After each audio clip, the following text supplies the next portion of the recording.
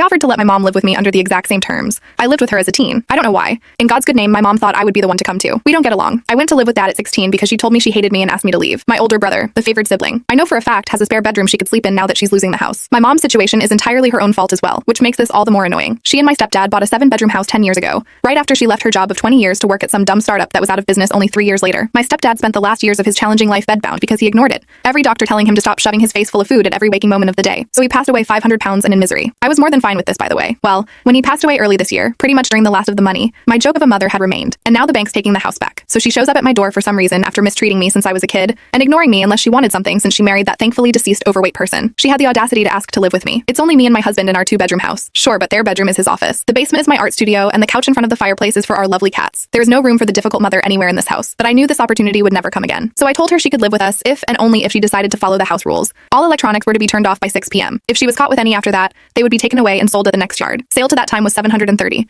If I caught her up, I would take away all of her clothing for the week. 3, she may only shower for 5 minutes once every 3 days. 4, ultras must be dead the moment she wakes up. If I roll out of bed and they are not, she will not be getting meals for the day. 5, she must make sure she is alert at all times. If I and hubby need something done, it is to be done at that moment or else she will lose her bedding privileges for the night. 6, she will be in charge of cooking 1 meal each day that I choose. If it is not made to my liking, she will not be allowed to join us, and instead will eat the cheapest frozen meal available. 7, I will be reading all her mail, text messages, and emails. I will give her the ones I deem acceptable communication under my roof. 8 of her cars will be my own personal travel car. She will also drive me wherever I want. She will still have to pay for gas. And last but not least, if at any point she displeases me, I will be calling my brother up to pick her up from a nearby gas station. I will get to choose what she takes to put in a torn-up backpack before dropping her off without looking back. She called me a cruel person, told me these conditions were unfair, and asked if I was insane. These were the exact conditions I lived under for years as a teenager. The exact conditions she tormented me with for years until she finally let me go live with the one parent that loved me. And these would be the conditions she would suffer under if she dared to ask me to harm her worthless negative presence. I don't know where she went after she stormed out of my house. My brother called me and told me I have the biggest balls in the family for the stunt I pulled. From the sounds of it though, none of the spawn want the brood mother to live with them. I hope she finds a nice park bench to stay on.